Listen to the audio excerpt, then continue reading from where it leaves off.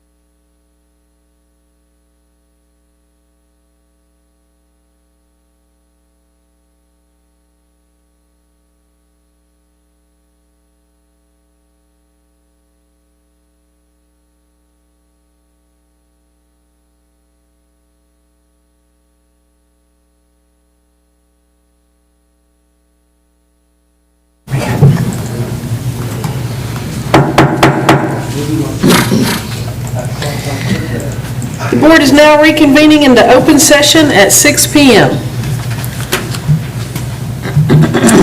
I'll ask Board Member Mindy Winslow to lead our invocation tonight. If you'll bow with me, please. Dear Heavenly Father, first I just want to thank you for the opportunity for us to come together and do the business of our district. And second, I want to thank you so much for the reason that we're approaching this season and the birth of your Son, Jesus Christ. I just thank you for that gift to us.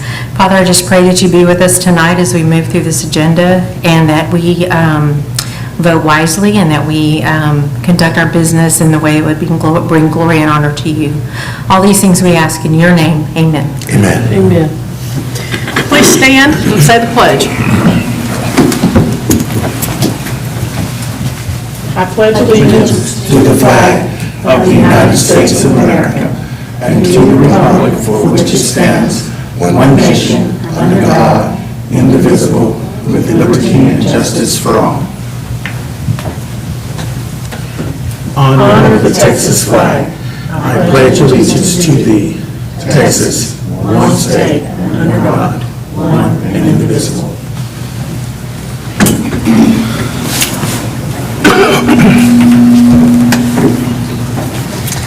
Thank you. We will now turn to Dr. Trujillo for this month's good news. Thank you, President Finch and Board. One of the best days of the year at NISD District Support Center is when the Reggae Elementary School Choir comes to the Christmas concert. 4th and 5th graders were on hand last week, and a great time was had by all. The Reggae Choir also made its annual visit to the Rotary Club this past Wednesday. That tradition goes all the way back to 1944. And has been kept alive ever since. Rotary Club members see the annual visit as a real treat, and there are usually a number of former Reggae choir members out in the crowd, now members of the Rotary themselves. I'd like to ask a little question real quick. Do we have any former Reggae choir individuals? There we go.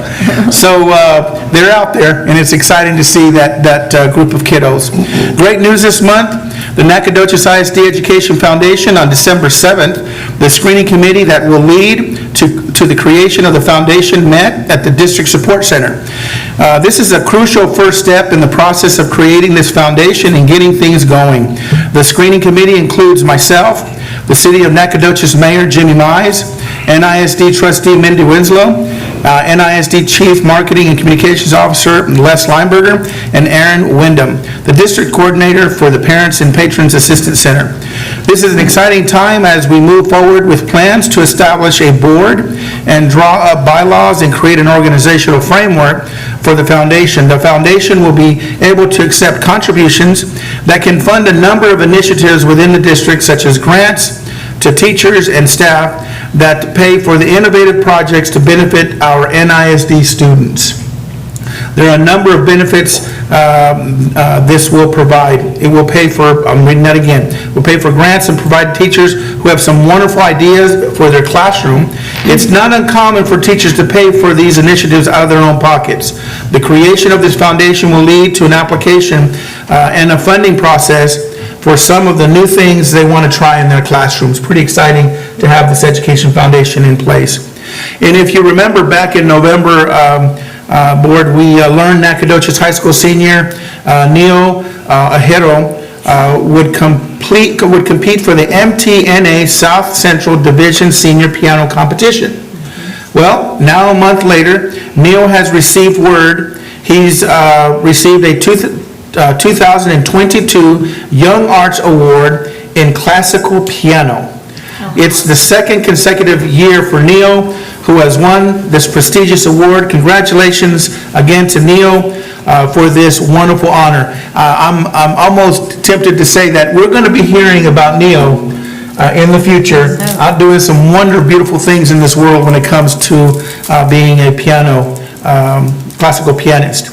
And then finally, I want to wish everyone a wonderful Christmas. I continue to be amazed and not surprised at the dedication and the ability of our staff to work within the confines of another challenging semester.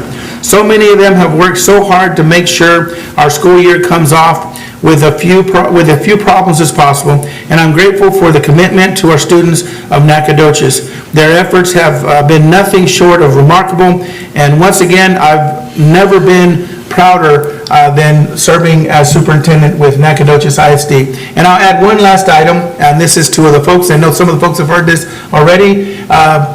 Saturday morning when we get up, I say get up a little earlier, make your days as long as possible, so that your holiday is extended, and you'll make great memories with your families, and you'll be able to be surprised. You get up there early in the morning, sit there with a cup of coffee during the holiday break, you're going to find out that you're going to be sitting next to somebody that you didn't know they woke up that early, probably because you didn't wake up that early, and you will enjoy a great conversation, some great memories with somebody. So happy holidays to all, safe travels. When you make your travels, make sure you buckle up and stay safe. We want to see everyone back, all of our kids, our teachers, and our staff after this holiday break. So thank you, President Finch and Board, for this moment to let me share the celebrations. Thank you.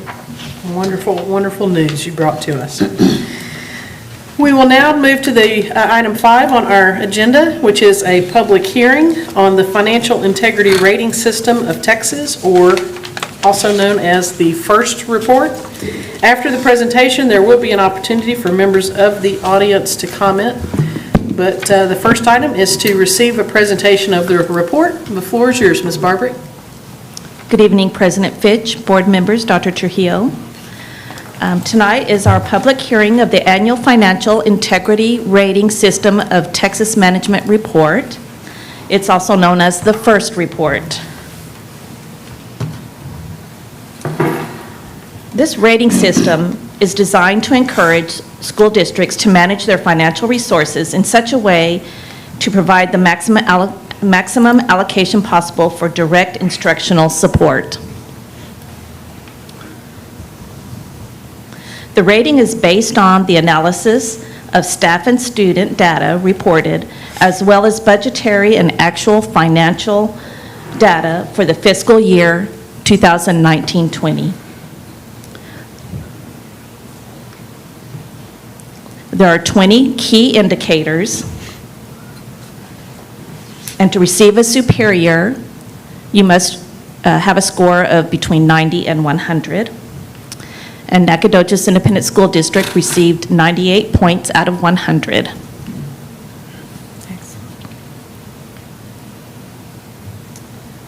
This year, there are 5 ceiling indicators.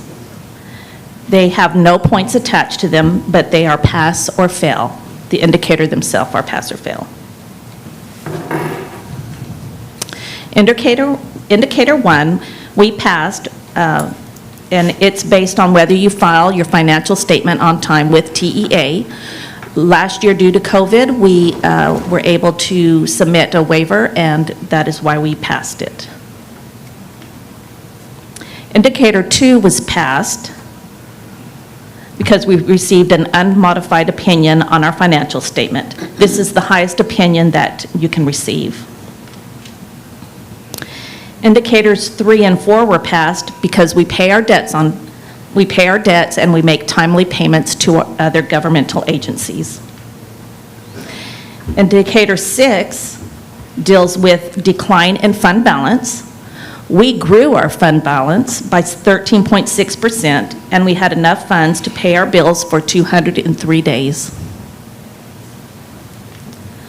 Indicator 7 measures the amount of cash and current investments a district has in the general fund. We had about 174 days and received the maximum of 10 points. Indicator 8 measures whether the district has enough funds to cover short-term debt. We received the maximum of 10 points. Indicator 9 looks to see if general fund revenues exceed general fund expenditures, and we received the maximum of 10 points.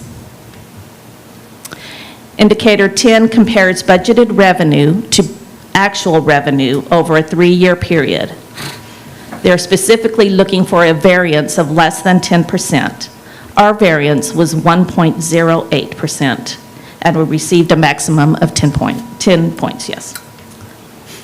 Indicator 11 looks at whether the district has sufficient assets compared to liabilities to maintain long-term solvency, and we received a maximum of 10 points.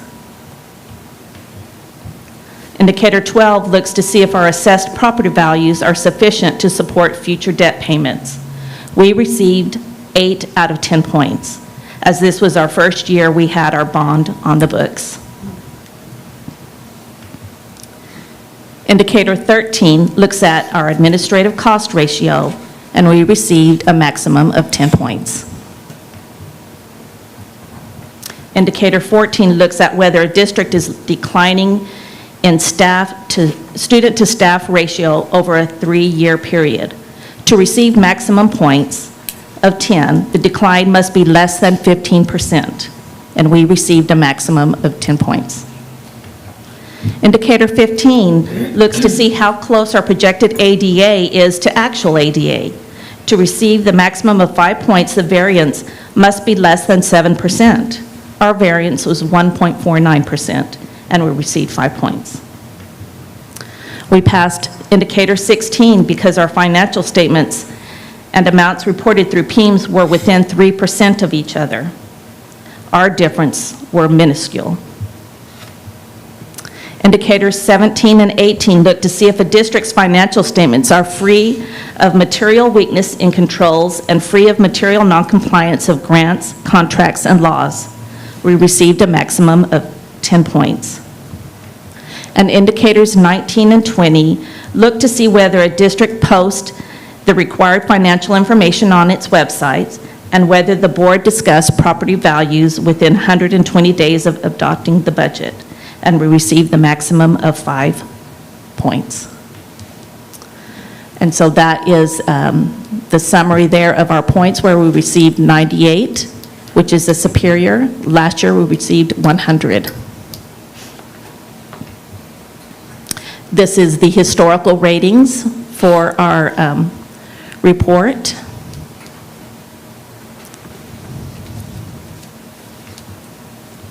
I like that.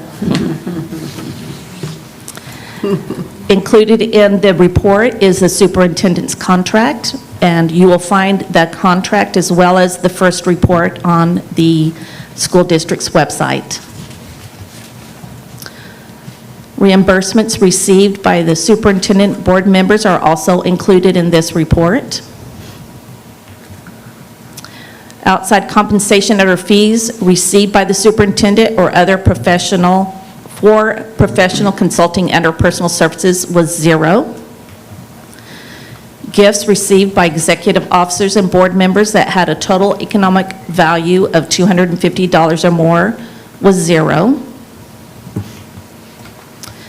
And there were business transactions between school district and board members for Pam Fitch doing business as Jack Thacker's College Bookstore and Spirit Outfitters for a little over $106,000. And that concludes my report, if anybody would like to comment on that.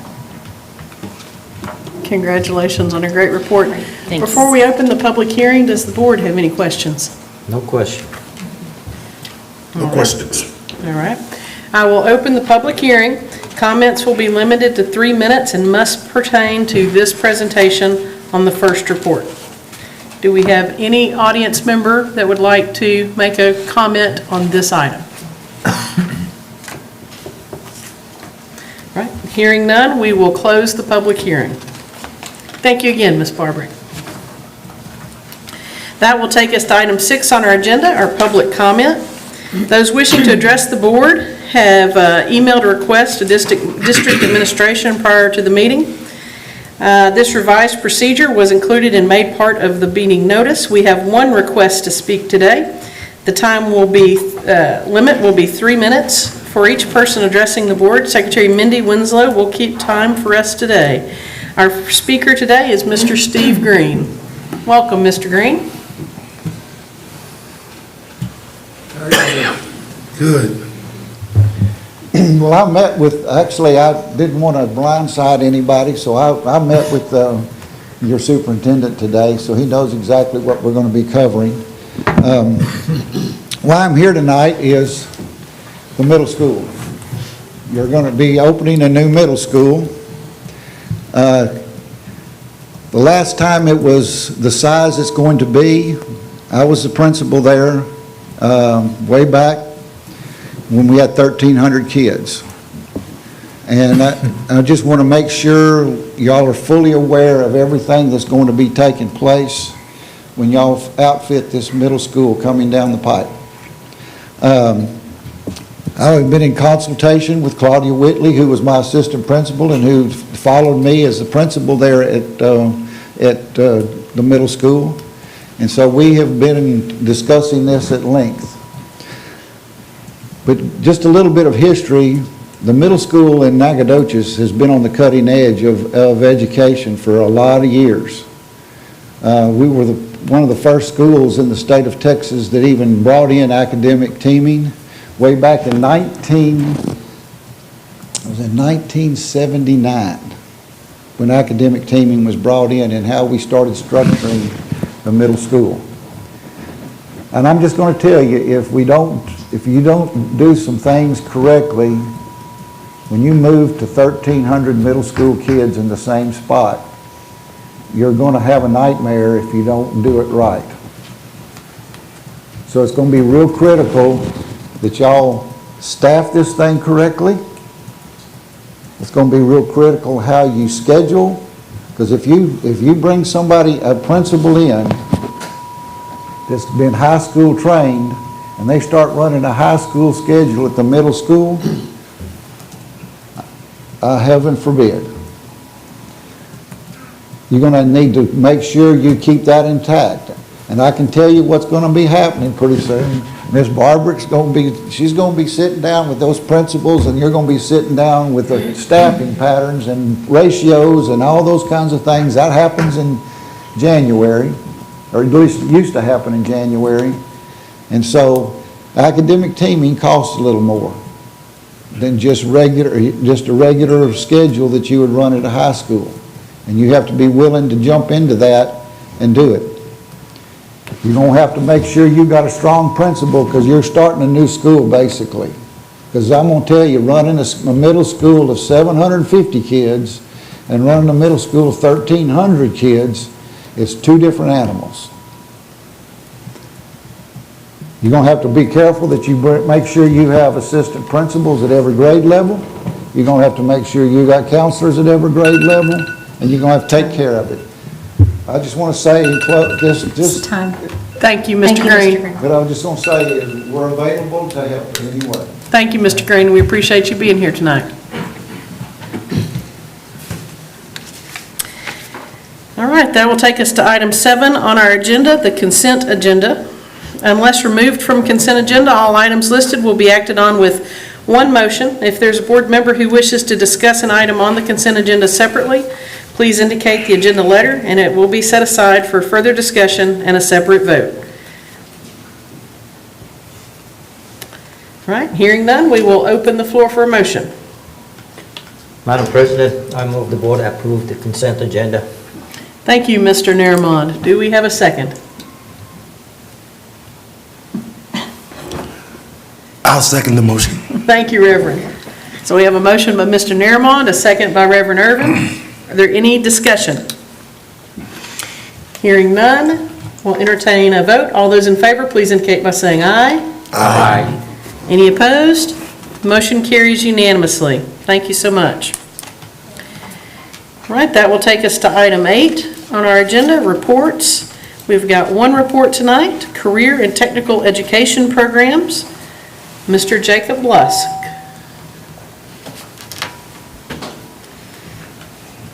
All right, good evening, everyone. Thank you, President Fitch, board members, and Dr. Trujillo for giving me a moment to speak with you all concerning our career and technical education program here in Nacogdoches ISD. I will say that this is a good prime opportunity to have some conversations and to share some of the new initiatives and some of our programming, because career and technical education, or CTE, has seen a bit of change in the past decade, from the state level, even the federal level, and especially down here locally. We have a brand-new building, and we'll get into that a little bit. But again, perfect opportunity, and I'm excited to get to share with you some of the great work that we are doing. So I first want to start with just some basic information, and I want to clear up a common misconception that I think is partially due to our old way of holding programs through vocational education.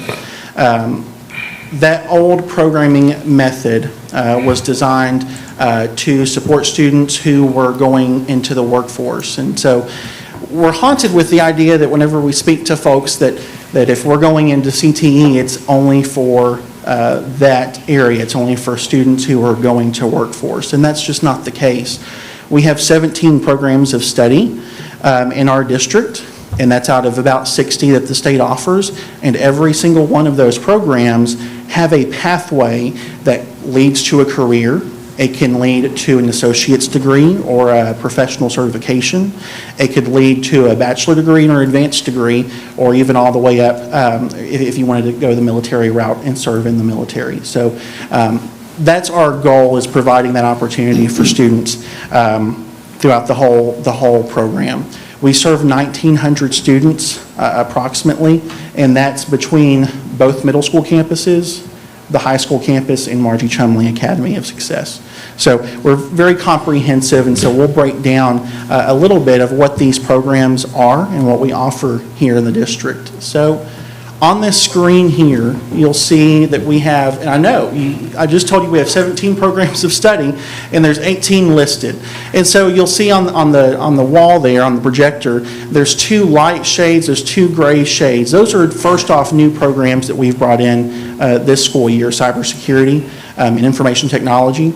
And then the second is military science, and that is through the U.S. Navy Department. It is a pre-JROTC program. That military science at the state level isn't necessarily recognized as CTE. However, locally we have decided as a district that when you're considering the college and career and military readiness component, military science serves the same purpose that our CTE program serves. So military science is falling under our umbrella. So again, we have 17 CTE programs out of about 60 that the state offers. And so we have a lot of choices, we have a lot of menu options. And what I want to leave, and this is I love giving this analogy, is an old box television set. At one time, these were fairly expensive to get your hands on. Not every household had one. And so we think about that when it comes to our CTE programs. And the skills that we're teaching our students. So whenever you had one of these television sets and it went out, something mechanically was not working, it was more affordable at the time to take it to a TV repair shop. That skill there was a need for that skill. Well, now technology has advanced.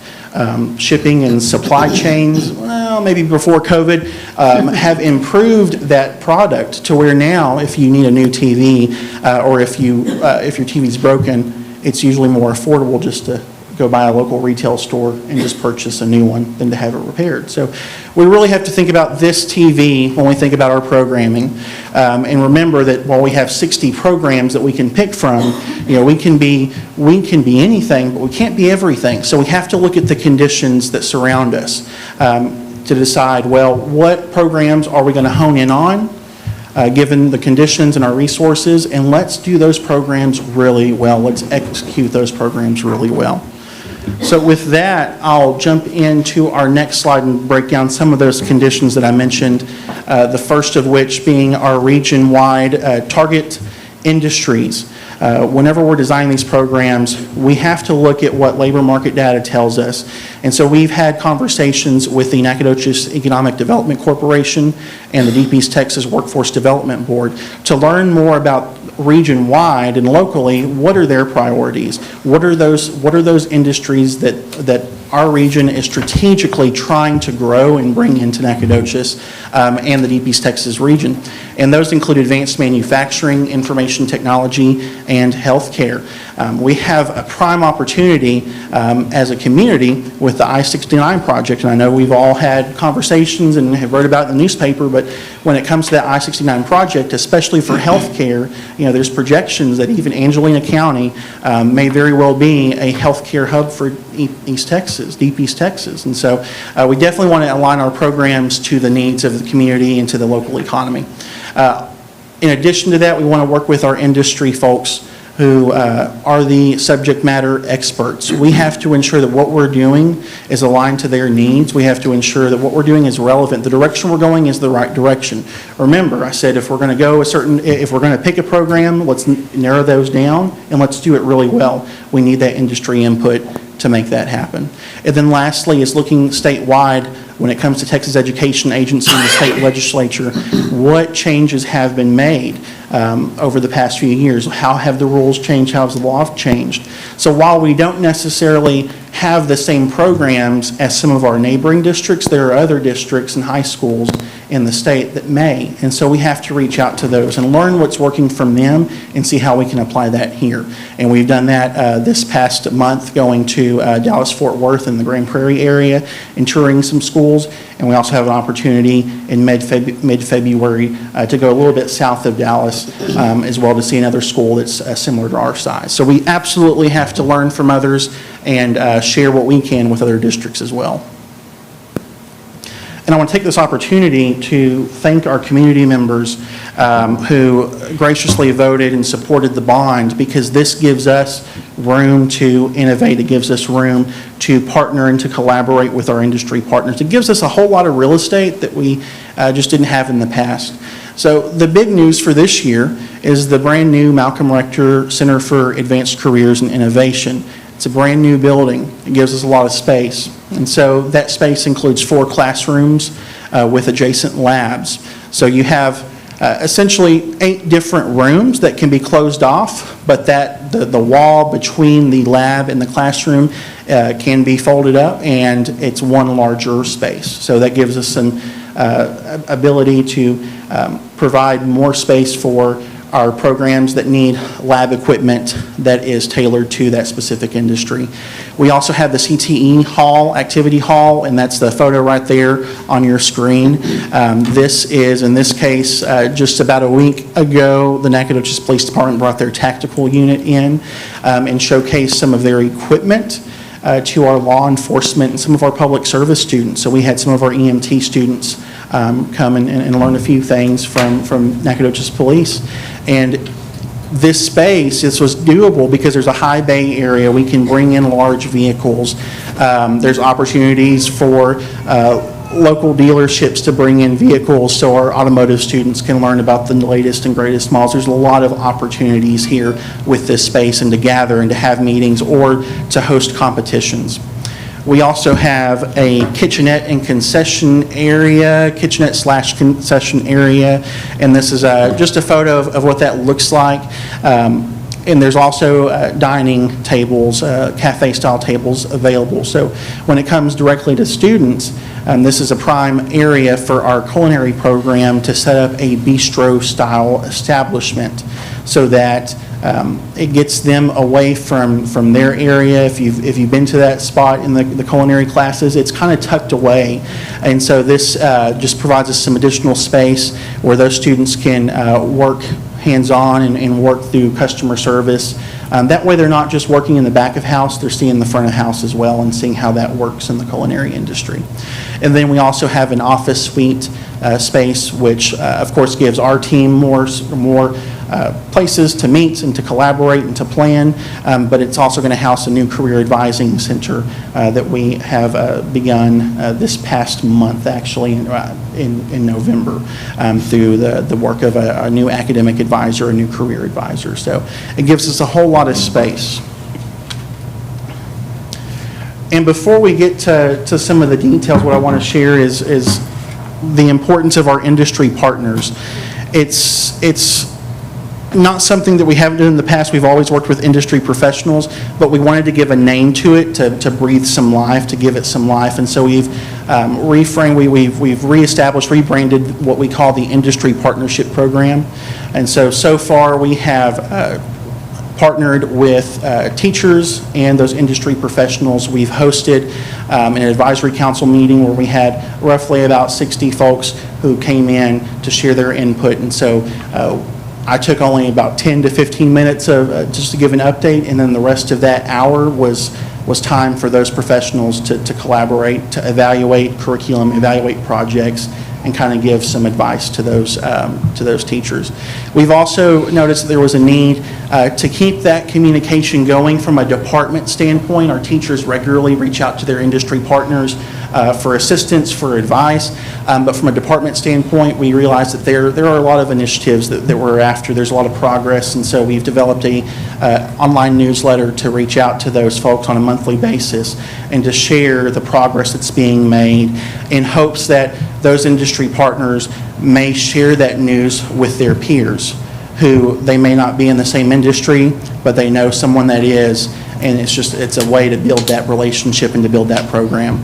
We also have a partnership with the Deep East Texas Workforce Development Team through the Career Education Program. So far, we have had some folks from Workforce Solutions in late October came in and spoke to some of our high school students about different opportunities for technical schools and community colleges and where to go, where to research to be more informed of what your next decision is going to be as far as post-high school, post-secondary education. We've also developed a Closet of Success program. This came about because we recognize that there's a need for our students. If a student has an internship interview or a job interview or possibly a scholarship interview, they may not necessarily have the professional attire or the apparel to really set themselves apart. And so we want to help fill that need. And so we are soliciting some ready-to-wear apparel, business apparel, professional clothing, so that we can check those clothings out, those apparel out to students. And then, of course, last year we started the CTE Signing Day in partnership with the Workforce Development Board as well, and that was well attended, and we're planning already for the signing day in the spring semester, so a lot of good work there. But it's a big component when you're talking about your industry partners. That's part of the process. And this is some of our plans currently when it comes to our room assignments for the CTE Center. So again, I noted that there's 4 labs in 4 classrooms. They're connected to each other. And so what we have is one classroom going to robotics. This addresses the advanced manufacturing need in our community, or the anticipated growth. We also have 2 classrooms dedicated to health science for our nursing and EMT program. And then currently for this year, the 4th classroom is set up as a flexible learning space so that other teachers from the main building of the campus, if they need additional space for a group project that a traditional classroom doesn't provide, they'll be able to check that out. And of course, we'll evaluate at the end of the year to see what the needs are for our programs, to see if there won't be a need for tweaks. And I mentioned before our new advising center and phasing in those programs to study the cybersecurity program and the military science slash pre-JROTC program, which is again through the Navy. And I want to leave with a little bit of looking ahead and what's on our radar and what we're keeping just in the back of our minds and what we're planning for a little bits at a time. And that first item is the inclusion in Revamp of trades in the CTE department, whether that is heating, ventilation, and air conditioning, plumbing, masonry, or electrical. There are a couple of workforce commission grants that are anticipated to be released in the spring semester, mid-spring semester. We're not sure when it will be released. I've asked several times and they don't give us there's no answer to that question. But we are already preparing using previous year's applications to start that to benefit our qualifying programs. On the middle school end, we have an opportunity with the middle schools merging next year to strategically place CTE classes at the middle school next year that are going to, again, give students a chance to get ahead in their program of study and knock out some of those credits. We currently already have middle school programs at both middle schools, but again, with it merging, with the schools merging, this just gives us a moment to really think of how can we best place students in these classes at the middle school level.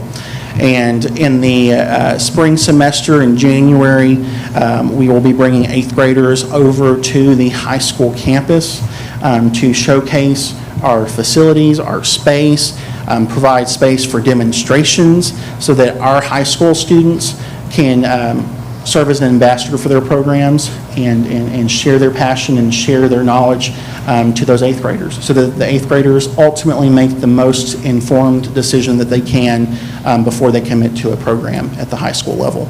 And then, of course, mentioned it, but we always are looking for opportunities to expand our partnerships, and that can yield various results, such as additional internship opportunities. So I want to leave lastly with just a note that we have a great team. We have a team of professionals in their industry, our teachers. Several of them do come from industry. And so we rely on each of those to champion their programs, and they do. They develop the programming, everything from the curriculum to the assessment to the extracurricular and co-curricular activities that follow those students through their high school career. And so I just wanted to thank, of course, our teachers and our team for that great work. And with that concludes my report, but I'd like to entertain any questions from the board. Thank you. Mr. Lusk, I don't have any question, but I want to thank you for your leadership, your vision for Nacogdoches High School and NISD as well. Thank you, Coach. Sure. Mr. Les, can you put the slide up that had the 18, I would say career paths, but the 18 areas? Programs of study. Yes, programs of study. Thank you, sir.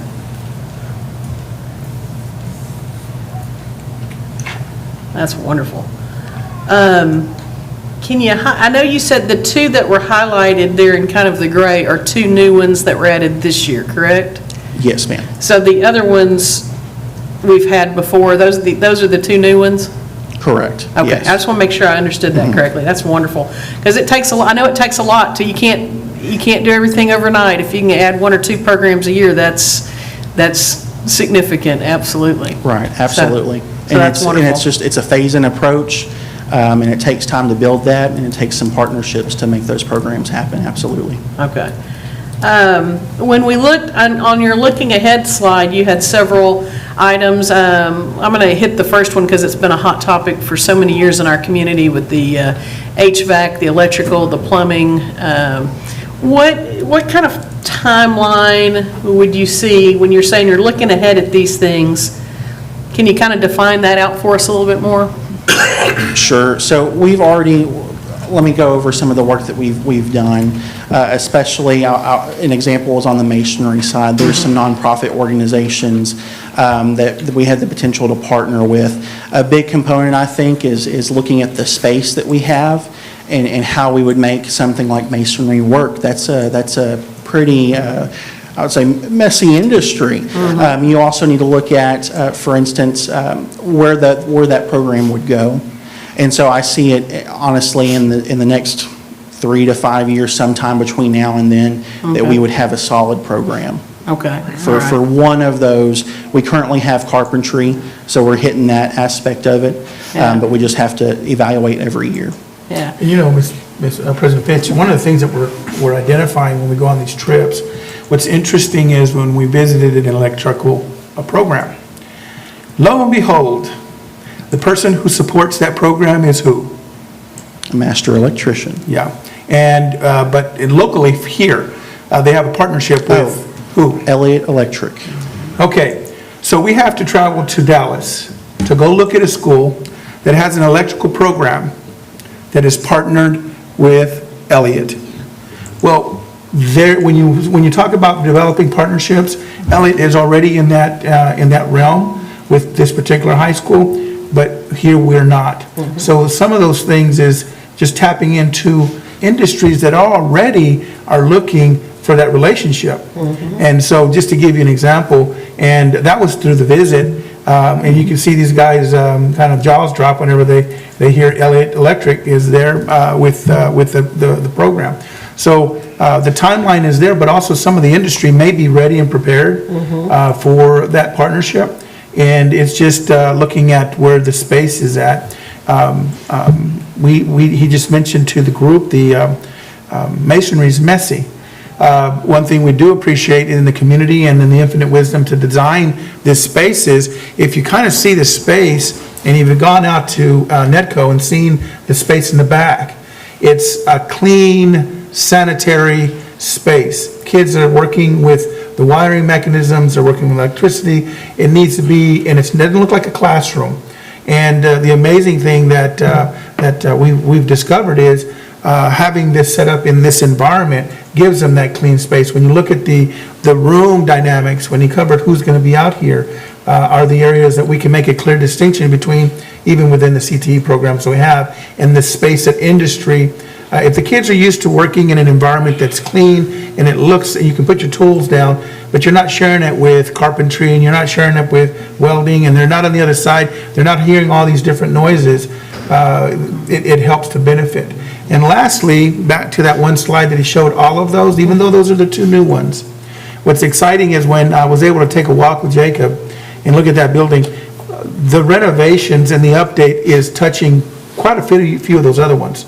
Animal science, whole new layout, whole new location, community able to come in and work in there. So That was gonna, but be interesting, that's a nice segue into an area. This was really neat. We talked about some of the programs that are going to be in the new building, but we didn't really hit on those existing bays and what's happening over there, so. Right, absolutely. Well, I'll tell you this, we're excited. I think Santa's going to bring us a pretty neat gift next semester when we move back in, but the space addresses our architecture program, carpentry, engineering, welding, animal science, and of course automotive. And so we've included teachers in those discussions to make sure that that space is really going to meet their needs. If you ever went back there, it was the layout, the floor plan was a little odd. There was a lot of nooks and crannies, and all that's eliminated. There's ease of access through that side, through that wing, and so I'll tell you this: those shop teachers are ready and eager to get back into those classrooms and those shops. I bet they are, and I bet the students are as well. Oh yes, yeah. So, looking forward to next academic year, do you have any plans to bring any new programming on for the next school year?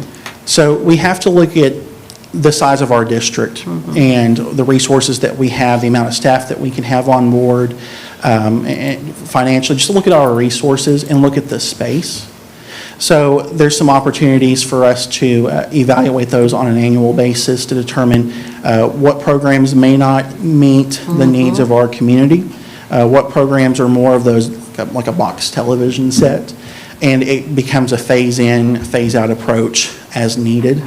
So I certainly don't want to say that there would be additional. I think we would be removing or phasing out a program and phasing one in. Yeah. That makes sense to me, because that actually was going to be my very next question. And as you're going through this process and adjusting to the current market, I would assume that some of those old box television sets are going to have to be converted into something that looks a little different. Yes, if we're going to keep up with industry and the economy, that's something that we have to do. All right. Absolutely. And President Finch, we hadn't tapped into this side of it, but one of the things that, listening to the teacher, and actually you saw if the folks on television can't see, the audience can see it, that little Christmas tree right there, that's done with circuitry, it's actually in the robotics room. That was put together. It weighs a ton. It was not built to be transported, I'll say that, but we figured a way to get it here.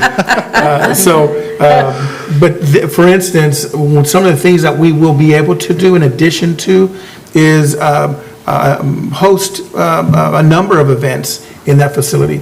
You can see an area robotics competition that can be housed there. You can also see some of the things that may be in the nursing with regards to our partnership with either Angelina College or with SFA and hosting that component that's there. So to the public, the opportunities of exploring what does the evening look like? Because that was a great commitment that we had talked about, is how can we partner with NETCO outside of the school system to provide some opportunities to develop the workforce. So those conversations are still there, but the multi-use of that facility is amazing, that it goes to all the programming that Mr. Lusk has presented, but all the opportunities to bring kids over here to compete. And when we bring kids to compete and they see the amazing work that we're doing here, who knows? They may say, Mom, how about Nacogdoches? So the key is to build the program and provide a great place for East Texas, for our neighboring school districts come in and have a local place to do competitions in robotics or any of the areas that we have to provide for our students. Absolutely love the tree. It's phenomenal. I hope y'all can do something on Facebook with that. Oh, sure, yes. Let the community, so the robotics program did that. Yes, so those kiddos worked with their teacher, Mr. Squires, and so part of that component was also identifying those components of a motherboard, so Yeah. it was a good experience. Fantastic. I will say, I'm thrilled. I saw 2 rooms being dedicated to health sciences. I don't know about you guys on this board. For me, I think that's just such a natural opportunity for our students in this area. I saw yesterday where SFA just implemented a joint program with Panola College so that nursing students who are attaining an associate's degree can coincide with SFA, take some classes there, and in 1 more year after the associates could have their bachelor's. So I think there's some real opportunity for us to potentially partner with those programs and see our students really being able to graduate one leg ahead in the healthcare industry. Absolutely, it would be a benefit to those health science students. Absolutely. I've nominated. Questions? Awareness is very important, Mr. Lusk, and I thank you so much for helping us be aware, not only out there that are watching, but those here, the principals and all the workers that find themselves supporting us with their presence.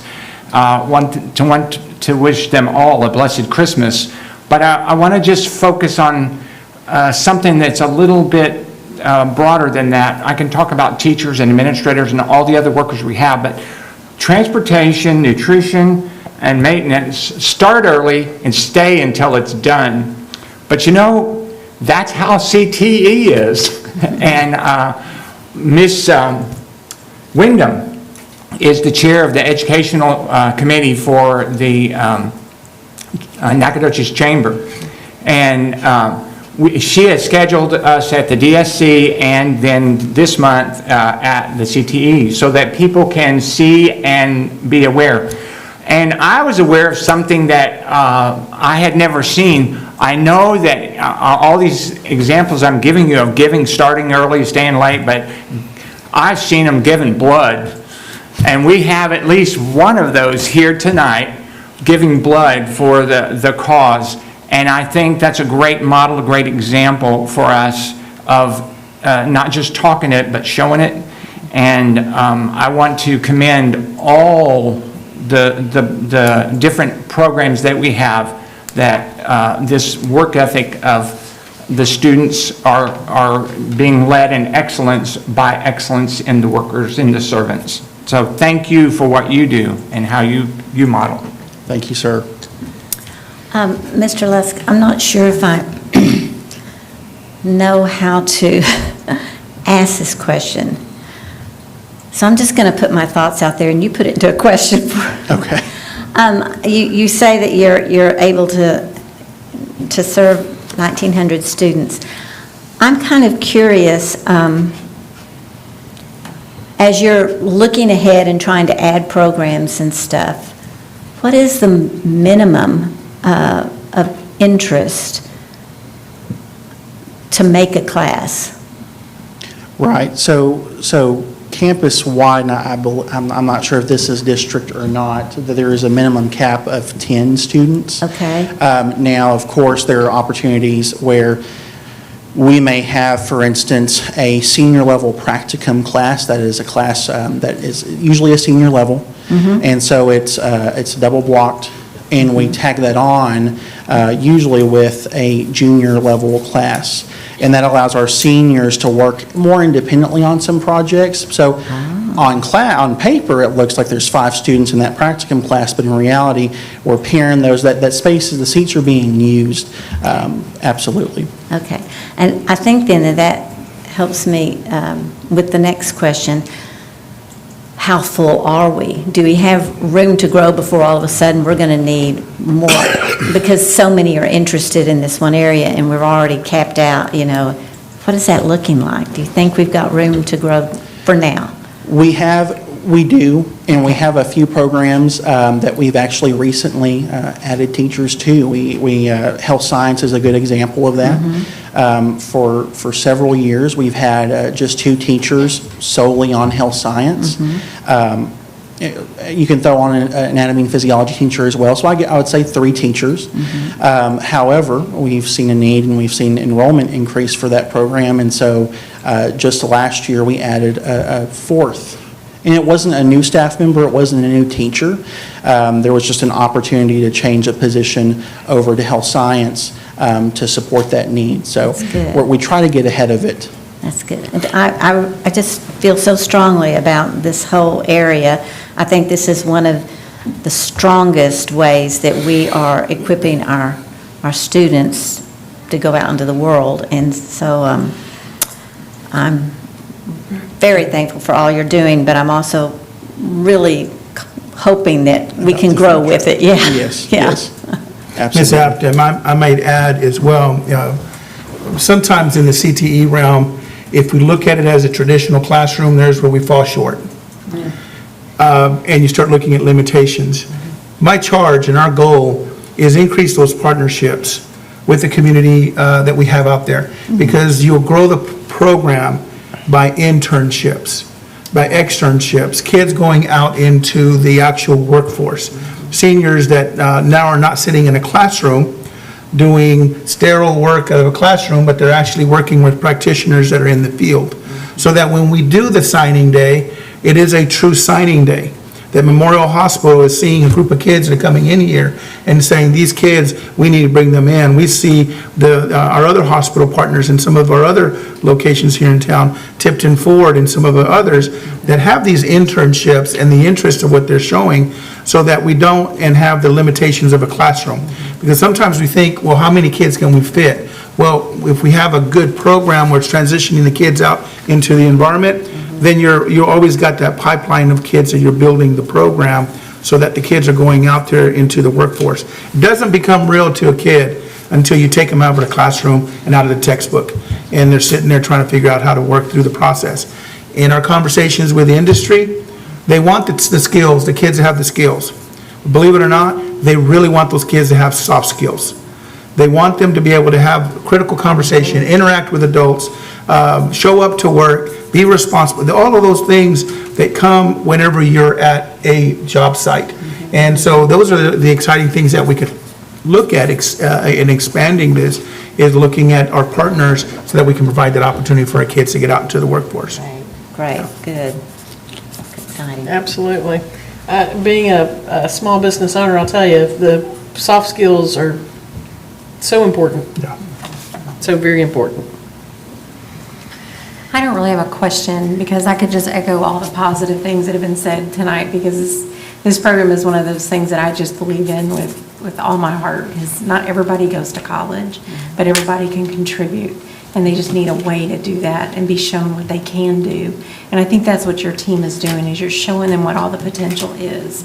And I'm just so proud and excited to see where that's going, and I just wanted to thank you for taking us away from the box TV, because quite honestly, I was the channel changer. Absolutely. I'm just saying. So I appreciate that direction and all of those efforts, and so that's all. I don't have any questions. Thank you. I'll pass the word along. I like that. The channel President change. Finch. I was the channel changer. Can I make sure that I appreciate what Mr. Luss is doing, but Mr. Autry, do you mind standing up for a little bit? Come on up here to the podium, please, sir. I'm going to tell you one thing for sure. Well, that's going to be up to you, sir. But I want to make sure that we are very understand. We are so proud of our high school principal, Mr. Autry. He's doing a tremendous job. And I've been in many meetings where both of these gentlemen are sitting in the same room. He's running the high school, he's looking at the CTE, but CTE is not an arm by itself. CTE is the kids that Mr. Autry's been charged to work with, and their work collectively has been tremendous in that high school. So our parents can be very proud of the fact. Our blessing is that you've had at least 50% of every one of those kids in that high school, because you had them as a middle school principal, and now you're there with us at the high school. Another individual, we want to make sure, do you want to come up here and join Mr. Lusk? And I'll let you introduce her and the role that she's working with you there, sir. All righty, so this is new but not new. This is Coy Van Waakenberg. You may know her. She taught health science previously for several years for the district, and now she is serving as our career advising coach advisor. Just wanted to make sure to do our due diligence, let them know that it's a power trio that's making it all work up there, so. Well, I'm not going to, just to add a little pressure to you, I'll tell you something I've not had an opportunity to share with these folks. When we were interviewing Dr. Trujillo, I was fortunate to be one of the board members, I think Mrs. Winslow was there as well, that had the opportunity to go visit Grand Prairie. And one of the sites that we visited was their, I'm going to call it CTE High School, but that was not the official name. Dubisky, yeah. Dubisky. Yeah. And had an opportunity to see that the CTE program that they developed. And as we were walking out of the building that day, he could see us just at the program that we were witnessing, and he looked at us and he said, "We can do this in Nacogdoches too." And I said, "Be careful, I'm going to hold you those words." So I think we've assembled an amazing team here. You've assembled an amazing team here. Let me rephrase that. And I can't wait to see what the next few years bring and the incredible things that we have to look forward to in CTE. Absolutely. Well, thank you very much. We appreciate it. And we'll absolutely be sharing these comments with our team.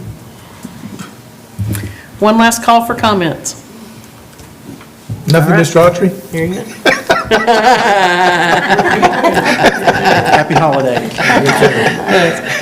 All right, ladies and gentlemen, that brings us to our final agenda item. I will open the floor for a motion.